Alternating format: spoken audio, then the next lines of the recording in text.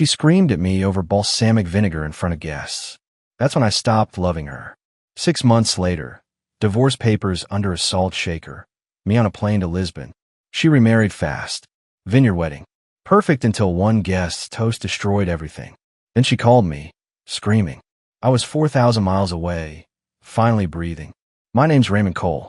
I'm 54 years old, and 6 months ago, I did something most men my age only fantasize about during their morning commute. I divorced my wife of 28 years, liquidated everything I could carry in 2 suitcases, and moved to Lisbon, Portugal. No dramatic confrontation. No shouting match in the driveway. Just divorce papers under a coffee mug, my house keys on top, and a note that read, "Everything's yours. I'm gone." I was a commercial real estate developer back in Denver. Built strip malls, office complexes, the kind of structures that make cities look the same from coast to coast. Good money. Respect in the community. A beautiful house in Cherry Creek that my wife, Catherine, decorated like a magazine spread. From the outside, we looked perfect. From the inside, I was suffocating. Catherine worked as a luxury real estate agent. She sold multi-million-dollar properties to tech executives and oil money. And somewhere along the way, she started believing our life should match the lifestyle she was peddling. Nothing was ever enough. The granite countertops had to be replaced with marble. The marble had to be Italian. The Italian marble had to be from a specific quarry in Carrara that only 3 people in Colorado knew about. I stopped arguing around year 23. Started sleeping in my office around year 26. By year 28, I realized I was living with a stranger who happened to share my last name and my mortgage. We had 2 kids. Olivia is 27 now, works as an investigative journalist in Chicago. Sharp as a tack, inherited my skepticism and her mother's persistence. She saw through Catherine's act years before I found the courage to leave. Then there's Jason, 24, junior investment banker in New York. Smart kid, but he bought into his mother's version of reality. Thought I was the problem. Cold, distant, emotionally unavailable. All Catherine's words coming out of his mouth. The heart attack came 3 months before I left. Minor one, the kind that doesn't kill you, but whispers in your ear that the next one might. My cardiologist said the word stress 14 times in one appointment. I drove home that day, looked at Catherine screaming into her phone about staging a property, and realized something. I could die in this house, and she wouldn't notice until someone pointed out my body was blocking her walk-in closet. So I started planning. Quietly. Methodically. The way you plan anything important. I spent 6 months restructuring everything. My assets went into family trusts with Olivia as trustee. The properties got refinanced, layered with loans Catherine never knew existed. I made sure everything looked legitimate on paper, because it was legitimate, just strategically arranged. The house, the cars, the furniture, all hers, along with the debt, securing it all. The morning I left, Denver was still dark. I drove myself to the airport, parked in long-term, and didn't look back. By the time Catherine woke up and found my note, I was somewhere over the Atlantic, drinking terrible airplane coffee and feeling something I hadn't felt in years. Peace. Now I wake up to church bells in Alfama, drink espresso that actually tastes like something, and walk along the Tagus River watching ships that are going somewhere. I paint badly. I swim in the ocean. I've learned enough Portuguese to order wine and apologize for my terrible Portuguese. I haven't spoken to Catherine since I left. Didn't check her social media. Didn't ask mutual friends. I already knew how it would play. She'd grieve for a week, rage for 2, then find someone new to fill the void. And I was right. I got divorced and moved overseas. My ex-wife immediately married her new guy. I found out through a message from someone I barely remembered, but that's a story for later. Right now, I'm sitting on my balcony in Lisbon, watching the sunset turn the river into liquid gold, and I'm about to tell you what happened when Catherine's perfect new life collided with the past she tried to erase. Life in Lisbon had a rhythm I'd forgotten existed. No alarms. No conference calls. No Catherine's voice cutting through the morning asking why I chose the wrong brand of organic coffee. Just me, the Atlantic breeze, and a city that had survived earthquakes and still knew how to take a breath. I'd been there 4 months when a message came through. I was at my usual spot, a small cafe in Barro Alto where the owner, Manuel, had stopped trying to correct my pronunciation and just smiled when I ordered. I was sketching the roofline across the street, something I picked up to keep my hands busy when my phone buzzed. Instagram DM. From Danny Reichert, a guy I knew back in college. We'd lost touch around the Clinton administration. His profile picture showed him graying at the temples, holding a golden retriever, looking satisfied with life. The message was short. Hey Raymond. Long time. Not sure if you care, but thought you should know. Catherine's getting married. Next month. Vineyard wedding up in Napa. Guy named Kenneth Bradshaw. Owns a bunch of car dealerships. Figured you'd want a heads up. Take care, man. I read it twice. Set my phone down. Picked up my espresso. The cup was warm against my palm. Solid. Real. I wasn't angry. I wasn't hurt. I was curious. The way you're curious about a movie you walked out halfway through. Kenneth Bradshaw. I knew the name. Flashy guy.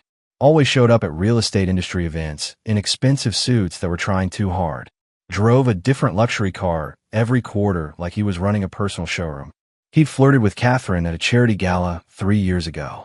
I remembered because she'd laughed too loud at his jokes, the kind of laugh that's meant to be noticed. I opened my laptop. Her Instagram was public, because of course it was. Catherine lived for visibility. The feed was exactly what I expected. Engagement photos that looked like they cost 5 figures. Her in white, him in navy, both of them holding champagne flutes against a sunset that was definitely photoshopped. The captions were poetry written by someone who'd never read poetry. When you know, you know. Finally found my forever. Some people are worth the wait. I scrolled through the comments. Friends congratulating her. Clients kissing up. A few brave souls asking variations of what happened to Raymond. Those comments have been deleted, but the gaps in the numbering gave them away. Then I saw the location. 7 Hills Vineyard. Napa Valley, California. Something clicked in my brain, cold and precise. I closed Instagram and opened my files. Took me 10 minutes to find it, buried in a folder labeled Old Projects. There it was. A brochure from 15 years ago. 7 Hills Vineyard. Investment opportunity. Catherine and I had driven up there one weekend, back when we still did weekends together. She'd hated it. Said it was too quiet, too rustic, not her style. I flipped through the PDF until I found a page I remembered. Section on event hosting. Technical specifications. And there, in small print under the acoustic engineering notes, outdoor venues may experience significant echo. Professional sound systems recommended for speeches and toasts. Test equipment advised. I sat back in my chair. Manuel came by with more coffee. I thanked him in terrible Portuguese. He laughed and patted my shoulder. The wedding was in 3 weeks. Catherine was marrying Kenneth Bradshaw at a venue with acoustics that could carry a whisper across 100 yards. And she'd just made it public knowledge, complete with venue details and a hashtag. I pulled up my contacts. Found a number I hadn't used in years. Richard Pelletier. Used to run a high-end catering company in San Francisco before he retired to Sonoma. I'd helped him restructure a deal that saved his business back in 2015. He told me if I ever needed anything, call. I called. He picked up on the 3rd ring, his voice warm and surprised. We caught up for 5 minutes. Then I explained what I needed. Not much. Just a small favor. A name added to a vendor list. 1 guest. Clean background. Legitimate reason to be there. Richard was quiet for a moment. Then he laughed, low and understanding. You know what, Raymond, he said. I think I can help you with that. Consider it done. I thanked him. Hung up. Finished my coffee. The sun was setting over the Tagus, painting everything gold and orange. I wasn't going to the wedding. I didn't need to, but I was going to make sure it was memorable. Olivia called me 2 days after I spoke with Richard. It was early morning in Lisbon, which meant late evening in Chicago. She never called without reason. My daughter inherited my tendency to be efficient with words. Dad, she said when I picked up. No greeting. I saw Mom's Instagram. The wedding. Kenneth Bradshaw. You know about this. I walked out onto my balcony, phone pressed to my ear. Below, a street musician was setting up his accordion. I know. And what? And are you okay? Her voice softened slightly, the way it did when she was trying to read between my lines. I'm fine, sweetheart. Better than fine. Your mother's choices aren't my concern anymore. Silence on the other end. Then, Jason's going. He's standing up as one of the groomsmen. That stopped me. I set my coffee down. He's what? Kenneth asked him personally. Mom played it up as this big honor. Blending families. New beginnings. Jason bought it completely. He thinks this proves mom's moved on to something better. I close my eyes. My son, 24 years old, smart enough to analyze market trends, but blind to his mother's manipulations. And you? I got an invitation. Very formal. Very Catherine. I sent my regrets. She paused. Dad, I've been doing some digging. Kenneth Bradshaw's dealerships. Something's not right. His financial disclosures are clean, but the pattern's wrong. I've seen this before when I investigated that Ponzi scheme last year. This is why Olivia was the best investigative journalist in Chicago. She saw patterns where others saw noise. What did you find? I asked.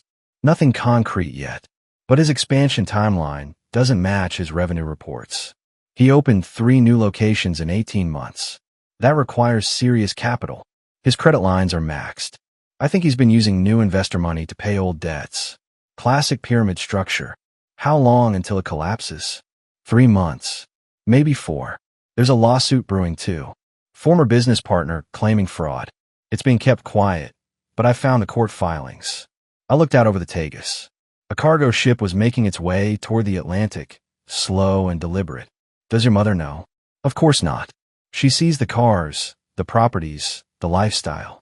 She never looks under the hood. Olivia's voice turned harder. Dad, Jason's tied to this. If Kenneth goes down publicly, it'll splash on everyone associated with him. Jason's bank won't appreciate their junior analyst being connected to a fraud case. What are you thinking? I'm thinking, she said slowly, that someone should make sure the right information surfaces at the right time. Before Jason gets in deeper. I smiled. My daughter, 27 years old, and already thinking 3 moves ahead. You know I can't be involved in anything that looks like sabotage. I know, but you also taught me that truth doesn't need help. It just needs timing. She paused. I'm flying out there. To Napa. I told Mom I changed my mind. That I want to support her new beginning. Olivia. Dad, Jason's my brother.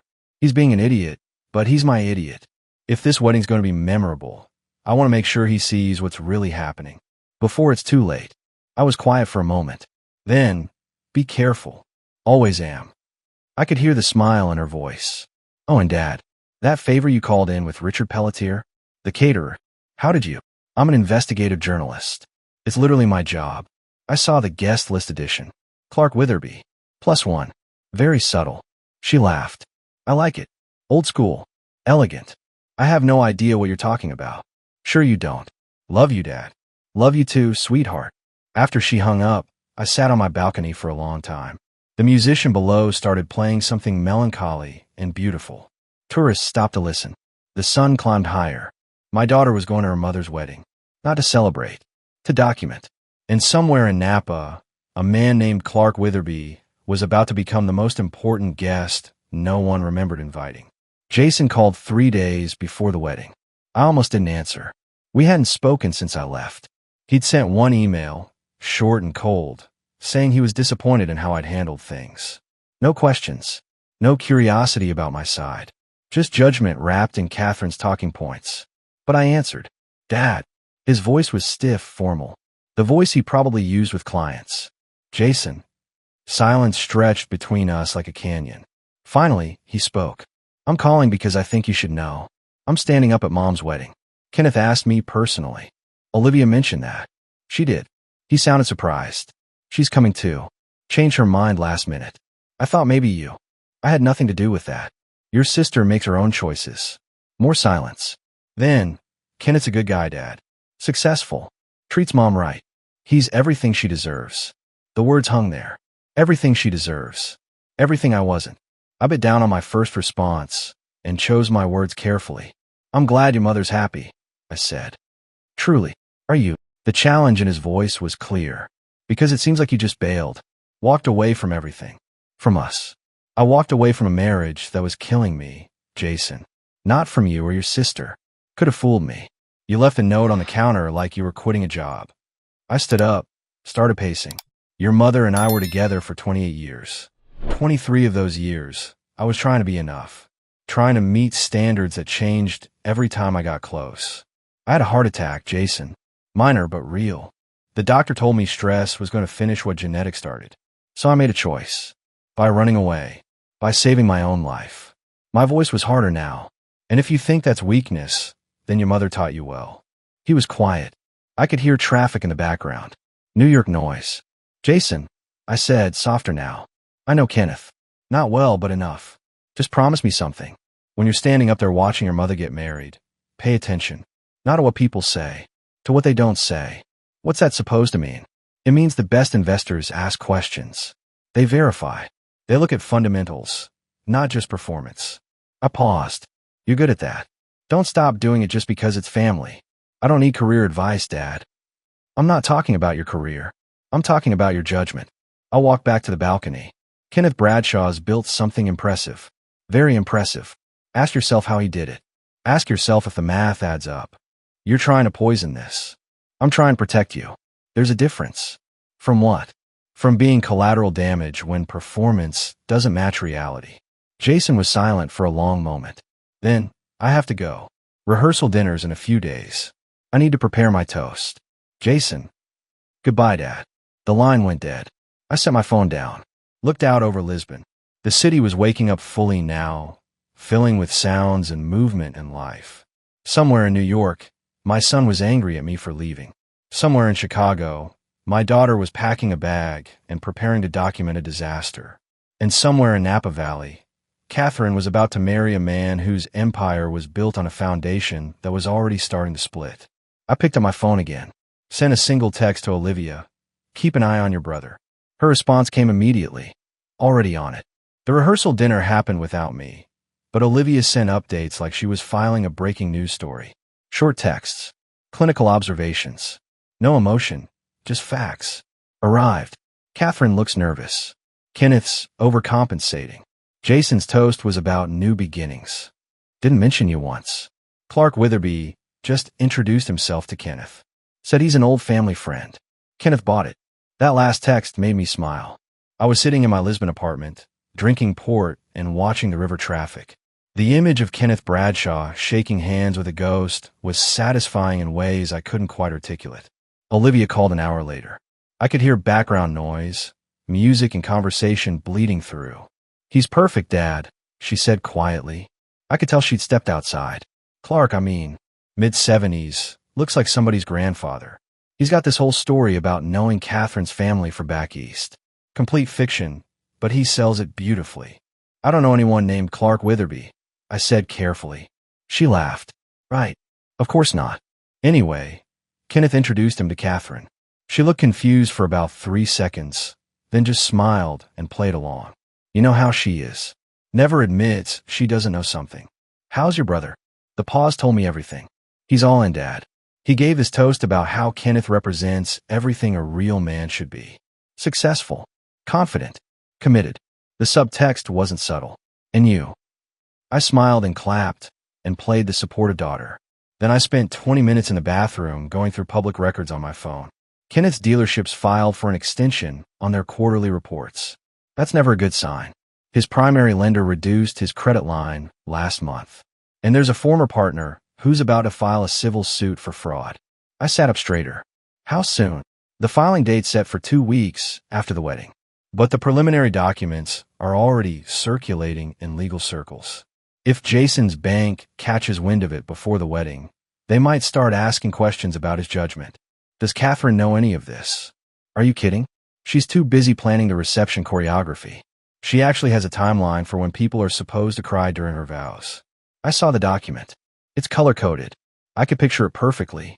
Catherine turning her wedding into a production. Every moment staged for maximum impact. What about Clark? What's his role in all this? He's giving a toast tomorrow. During the reception, he specifically requested a spot. Said something about honoring old friendships and new beginnings. The wedding planner ate it up. Catherine approved it without asking questions. And Kenneth. Kenneth thinks it's a nice gesture. You know, traditional. Classy. He has no idea what's coming. Olivia's voice shifted, became more serious. Dad, what exactly did you tell Clark to say? I didn't tell him anything specific. Just suggested he speak from the heart. About truth. About foundations. About making sure what looks solid really is solid. That's beautifully vague. I learned from the best corporate attorneys. She was quiet for a moment. Jason's sharing a room with one of Kenneth's business partners. Guy named Todd. Investment banker type. I overheard them talking about a deal that fell through last month. Kenneth needed capital fast. Todd said something about creative accounting. Did Jason react? He laughed it off. Said all successful people push boundaries. That's what separates winners from employees. Her voice turned bitter. Mom's taught him well. Just watch out for him tomorrow. When things get interesting. Define interesting. I think you'll know it when you see it. After we hung up, I walked out onto my balcony. Lisbon was settling into its evening rhythm. Somewhere across the Atlantic, my daughter was preparing to watch my ex-wife's perfect day develop complications. And somewhere in Napa Valley, a man named Clark Witherby was preparing to say things that needed to be said. I slept well that night, better than I had in years. The wedding was beautiful. Olivia sent photos. Catherine in an ivory gown that probably cost more than my first car. Kenneth in a custom tuxedo, looking like he'd stepped out of a luxury car commercial. The vineyard draped in white fabric and flowers. Everything perfect. Everything staged. The ceremony went smoothly. Vows that sounded like they'd been written by a greeting card company. Readings about love and partnership and forever. Jason stood beside Kenneth, smiling like this was exactly how life should look. Then came the reception. Olivia's text came faster now. Speech is starting. Catherine's maid of honor just cried on cue. Kenneth's brother made a joke about his expensive taste. Everyone laughed. Jason's up next. This should be painful. I waited. 5 minutes. 10. Then my phone rang. Dad. Olivia's voice was tight, urgent. You need to hear this. I'm recording. She must have held her phone up because suddenly I could hear the reception. Jason's voice came through clearly, amplified by the venue's excellent acoustics. Kenneth Bradshaw is the kind of man we should all aspire to be, my son was saying. He's built an empire through hard work and vision. He treats my mother like a queen. He's shown me what real success looks like. To Kenneth and Catherine, may your future be as bright as your past is forgotten. As your past is forgotten. The jab was clear. I was the past. The failure. The thing they'd moved beyond. Applause. Clinking glasses. Then Olivia's voice came back on. Clark's up now. Here we go. The crowd noise settled. I heard someone clearing their throat. Then a voice, older, measured, carrying the kind of authority that makes people listen. Good evening, everyone. My name is Clark Witherby, and I've known the Bradshaw family for many years. The lie was delivered with perfect confidence. I wanted to take a moment to celebrate this union, but also to speak about something important. Truth. The reception went quieter. I could hear it through the phone. Catherine, you look absolutely radiant. Kenneth, you've clearly made quite an impression. He paused. I've been in business a long time. Seen a lot of deals, a lot of partnerships, and the ones that last are built on solid foundations. Not appearances, not promises. Foundations. Another pause. Longer this time. So I want to propose a toast. To Catherine and her second chance at happiness. And to Raymond, wherever he is tonight. Probably somewhere quiet, probably painting, probably finally able to breathe. His voice carried across the vineyard like it was designed to. Catherine, I hope you're sure you traded up, darling. Because from where I'm standing, it looks like you might have traded solid ground for quicksand. Dead silence. The kind that makes oxygen feel thick. But hey, Clark continued, voice lighter now, what do I know? I'm just an old man who believes in asking questions. Like, how does someone open 3 dealerships in 18 months without traditional financing? Or why does a successful businessman need to restructure his credit lines every quarter? Or what happens when the music stops and everyone's looking for a chair? I could hear movement now. Confusion. Someone trying to get to the microphone. Anyway, Clark said, wrapping up smoothly, to the happy couple, may your forever be louder than your past, and may you both get exactly what you deserve. Then the line went chaotic. Voices overlapping. Someone shouting. Music starting up suddenly. Too loud. Try to cover the disaster. Olivia came back on, breathless. Dad. Holy hell. Catherine just ran out. Kenneth's face is purple. Jason looks like he's been hit with a truck. Half the room is on their phones. The other half is pretending nothing happened. Where's Catherine now? Outside. I can see her through the window. She's pacing. She just pulled out her phone. Olivia paused. Oh my God. She's calling someone. Dad, I think she's calling you. My phone buzzed. Catherine's name lit up the screen. A number I deleted but still recognized. I need to go, I told Olivia. Dad. Keep an eye on your brother. He's going to need you. I switch calls. Catherine. You. Her voice was shaking with rage. You had someone crash my wedding. You set this up. You planted that man. I have no idea what you're talking about. I'm in Portugal. Don't lie to me. That speech. Those questions. That was you. Was it? Or was it just someone asking questions that should have been asked months ago? She was breathing hard. I could picture her, standing in her expensive dress, makeup perfect, world falling apart. You're a coward, Raymond. You always were. Couldn't face me yourself, so you sent some hired gun to ruin my day. Your day isn't ruined because of me, Catherine. It's ruined because you built it on sand and called it bedrock. I hate you. I know, but that's not my problem anymore. I kept my voice calm. Go back to your wedding. Smile for the cameras. Do what you do best. Perform. Kenneth will. Kenneth will what? Defend you? Explain those questions away? Catherine, the man can't even explain his own financials. Good luck explaining your choices. She made a sound halfway between a sob and a scream. Then the line went dead. I set my phone down, looked out over Lisbon. The city lights reflected on the river like stars that had fallen and decided to stay. Across the Atlantic, my ex-wife's perfect wedding had just become unforgettable. And somewhere in that chaos, my son was beginning to ask the questions he should have asked months ago. Truth doesn't need permission to speak. It just needs good acoustics and perfect timing. The video hit the internet within hours. Someone at the wedding, probably one of the younger guests, had recorded Clark's entire toast and uploaded it to TikTok. By morning Lisbon time, it had 500,000 views. By evening, over 3 million. The caption read, "Savage wedding toast destroys bride. Wait for the ending." The comment section was merciless. Did he just ask if she traded up? Brutal. The way her face changes at 0:47. She knows. This man woke up and chose violence. May your forever be louder than your past is the most elegant murder I've ever witnessed. Someone created a compilation video. Catherine's face frozen at the exact moment Clark said, "Traded up," zoomed in, slowed down. Her smile collapsing. Her champagne glass tilting. The realization spreading across her features like spilled ink. It became a meme within 24 hours. Catherine's wedding face showed up on Reddit, Twitter, Instagram.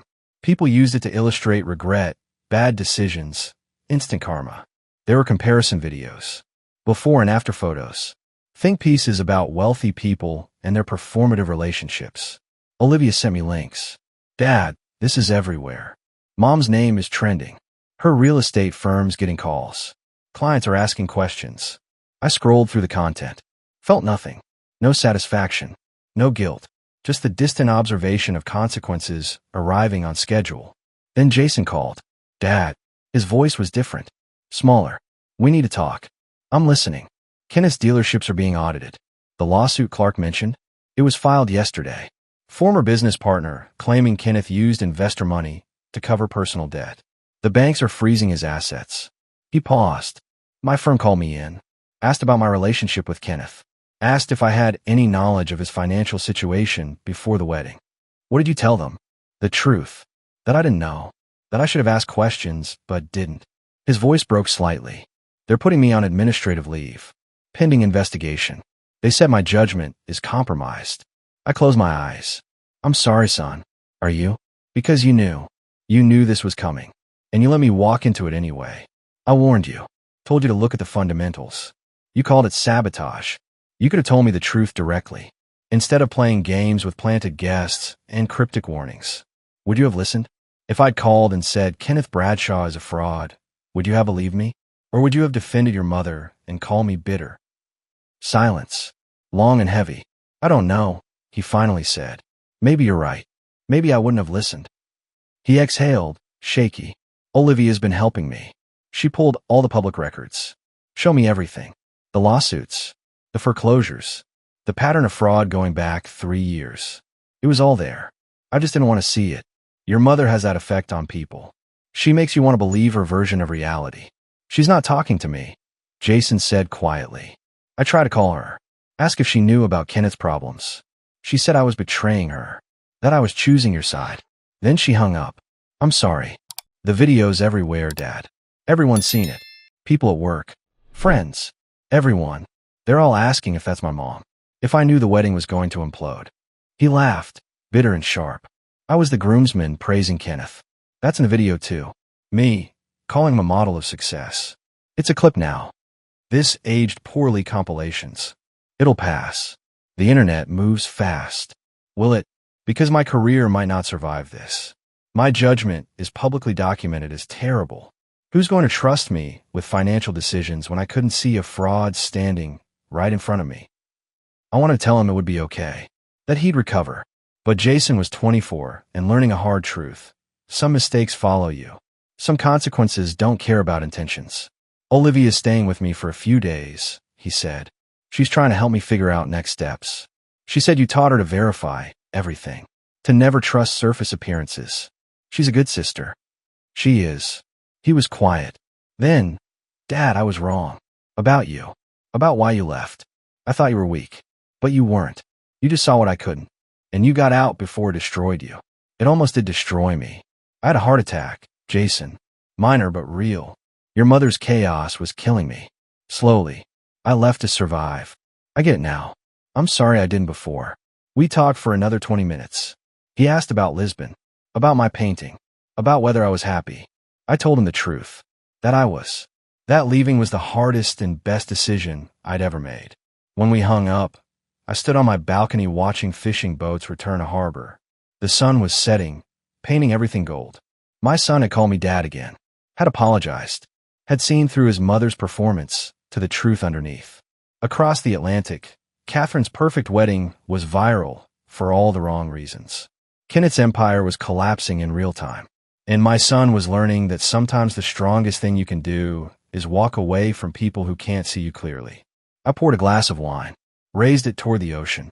To truth, I said aloud, and to the courage to face it. Kenneth Bradshaw's dealerships filed for bankruptcy 3 weeks after the wedding. The lawsuit became public record. Investor fraud, embezzlement, creative accounting that made Enron look amateur. The news coverage was extensive. Catherine's name was in every article. Wife of disgraced businessman Kenneth Bradshaw. Luxury real estate agent married to fraud suspect. Her firm quietly asked her to take a leave of absence. Client calls dropped by 70% in a week. Olivia sent me the court documents. I read them over morning coffee on my balcony. The house Catherine and Kenneth had bought together, 3 mortgages deep. The cars, leased at rates that suggested desperation. The joint accounts, emptied by creditors within 48 hours of the bankruptcy filing. Everything Catherine thought she'd gained by marrying Kenneth disappeared faster than it had appeared. My phone rang. Olivia. Dad, you need to hear this. I just got off the phone with Mom. Her voice was tight, controlled. She's being sued. Kenneth's creditors found out she received gifts and transfers during their brief marriage. They're claiming she knew about the fraud, that she benefited from stolen investor money. Did she know? She swears she didn't. But Dad, the evidence is damning.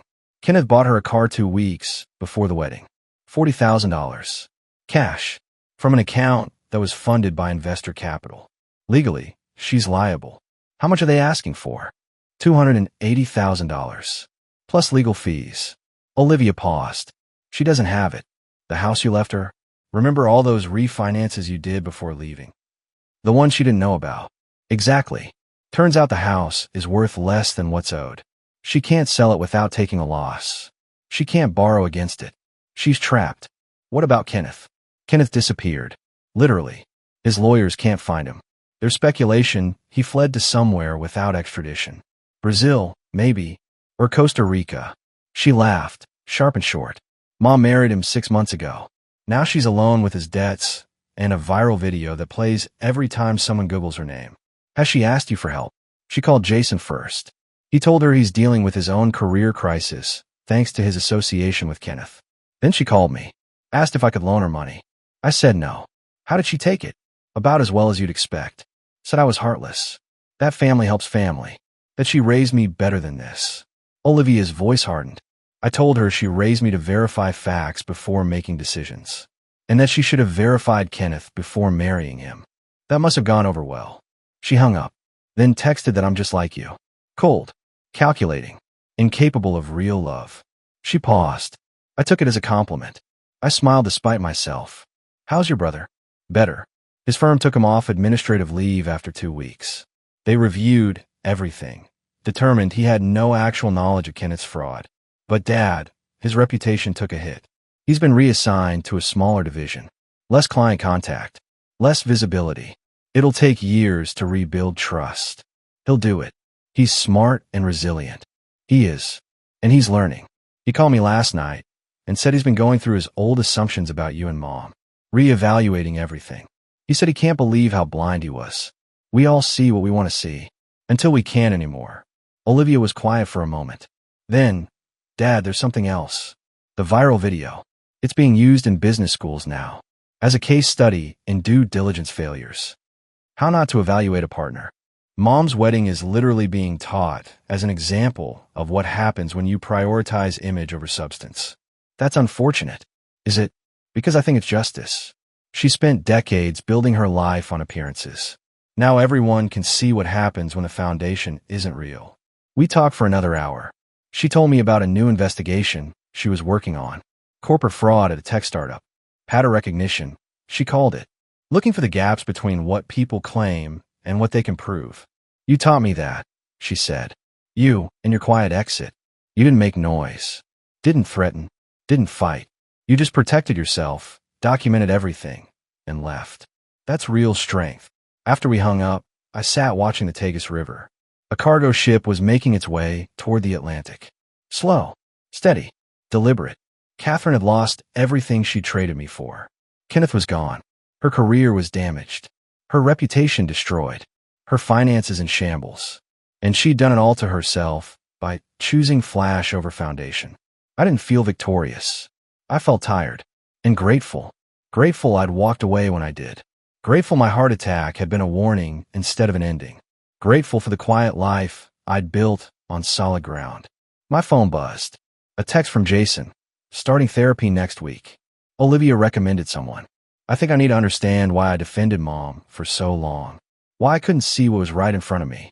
Thanks for trying to warn me, even when I wouldn't listen. I typed back. Proud of you, son. That takes real courage. His response was immediate. I learned from the best. 8 months after the wedding, things started settling into a new normal. Kenneth Bradshaw was indicted on 17 counts of investor fraud. Catherine sold the house at a significant loss, moved into a small apartment in a neighborhood she used to call transitional. Her real estate license was suspended pending an ethics investigation. Jason called me every Sunday. We talked for an hour, sometimes more. He was rebuilding slowly. His firm moved him to a different division, working with smaller clients, less prestigious deals. He told me it was humbling but necessary. I'm learning to ask questions I should have asked years ago, he said during one call. Not just about finances. About people. About myself. That's growth. It's painful, but I think I needed it. He paused. I talked to Mom last week. She asked if I could help her with rent. I said no. How did that feel? Terrible. And right. She spent my whole childhood teaching me that family means sacrifice. But she never sacrificed anything herself.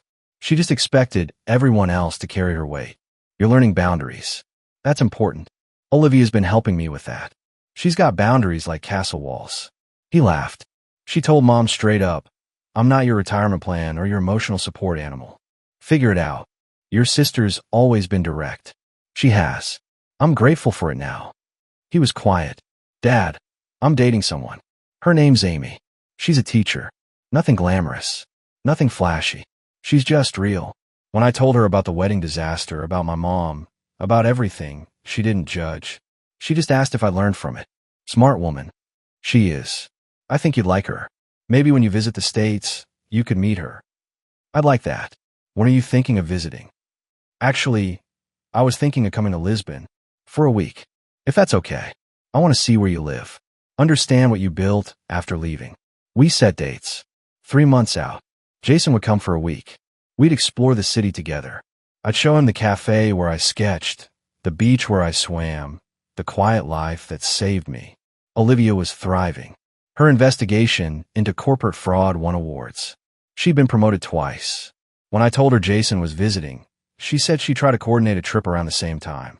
Family reunion in Lisbon, she said. That would have been unthinkable a year ago. A lot was unthinkable a year ago. True. Dad, I need to tell you something. I saw Mom last month. She looked smaller somehow.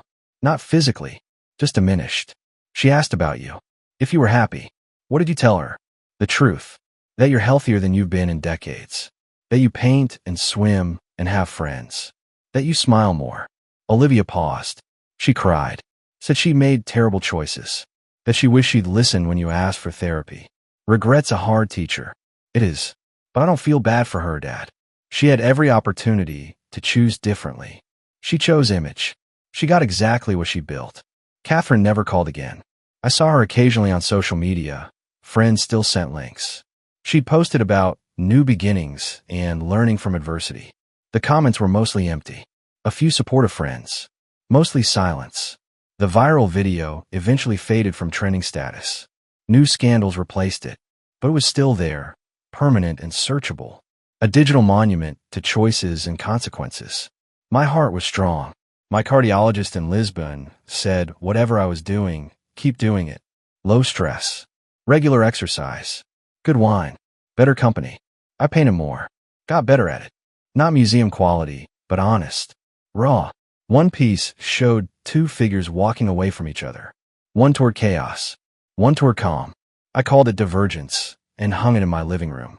14 months after I left Catherine, I met someone. Her name was Isabel. 50 years old. Portuguese.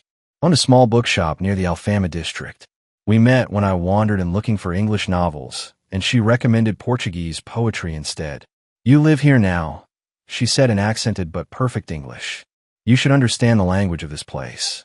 We started having coffee, then dinners, then long walks through neighborhoods she'd known her whole life. She knew nothing about my past. Didn't Google me. Didn't ask probing questions. Just accepted who I was in the present. You seem like someone who's been through something difficult, she said once. But you came out on the other side. That's what matters. Isabel was widowed. Her husband had died 5 years earlier. Cancer. She understood loss and rebuilding. We compared notes like architects discussing foundations. The second time you build something, she said, you build it better. Because you know what actually holds weight. Jason met her when he visited. They talked about books for 2 hours. At dinner that night, he pulled me aside. She's wonderful, Dad. Completely different from Mom. She actually listens when you talk. She does. Are you happy? I thought about it. The question I'd stopped asking myself years ago. Yes, I am. Really, genuinely happy. Good. You deserve that. Olivia came 2 weeks later. She and Isabel bonded immediately over their shared directness. No performance. No pretense. Just two women who valued substance over style. She's a keeper, Olivia told me. Don't screw it up. I'll try not to. I mean it, Dad. You've got something real here. Something Mom never gave you. Partnership. Actual partnership. 3 months later, Jason called with news. He'd been promoted. His firm recognized his rebuilt judgment, his careful approach, his willingness to ask hard questions. They said I'm the most thorough analyst they have now, he said, pride clear in his voice. Because I verify everything. Trust nothing at face value. I'm proud of you, son. I learned from you. The hard way. But I learned. Catherine eventually filed for bankruptcy. The lawsuits, the debt, the underwater house. She couldn't recover. Her parents helped her relocate to Arizona, far from California's memories. I heard she was working retail, selling furniture, a long way from luxury real estate. I didn't feel triumphant, just sad for wasted years. For the woman who could have been a partner, but chose to be a performer instead. Kenneth Bradshaw was sentenced to 12 years in federal prison. Investor fraud, wire fraud, money laundering. The dealerships were liquidated. Victims recovered about 30 cents on the dollar. One evening, Isabel and I were sitting on my balcony. The sun was setting over the Tagus, painting everything in shades of amber and rose. She was reading Portuguese poetry aloud, translating passages for me. I was sketching her profile. You know what I love about you? She said suddenly. Tell me. You're present. Completely present. Not performing. Not planning 3 steps ahead. Just here. Took me 54 years to learn that. Better late than never. She smiled. Will your children visit again soon? Jason's planning Christmas here. Olivia might come for New Year's. They want to meet your kids. Blended families. At our age. She laughed. My mother would have opinions. Let her have them. We're building something real. That's all that matters. She reached for my hand. We sat watching the river turn from gold to silver as the sun disappeared. Ships passed, heading for open water. Seabirds called. The city settled into its evening rhythm. I thought about the man I'd been. Stressed, suffocating, dying slowly in a beautiful house with a woman who never saw him. That man felt like someone I'd known in passing, but never understood. This man, sitting on a balcony in Lisbon with a woman who knew his present better than his past, was someone I'd fought to become. Someone who chose peace over performance, truth over image, foundation over facade. My phone buzzed. Text from Jason. Amy said yes. We're engaged. Can we have the wedding in Lisbon? Small. Real. Just people who matter. You and Isabel could help plan it. I showed Isabel the message. She smiled, eyes bright. Tell him yes, she said. Tell him we'd be honored. I typed back. Congratulations, son. Lisbon sounds perfect.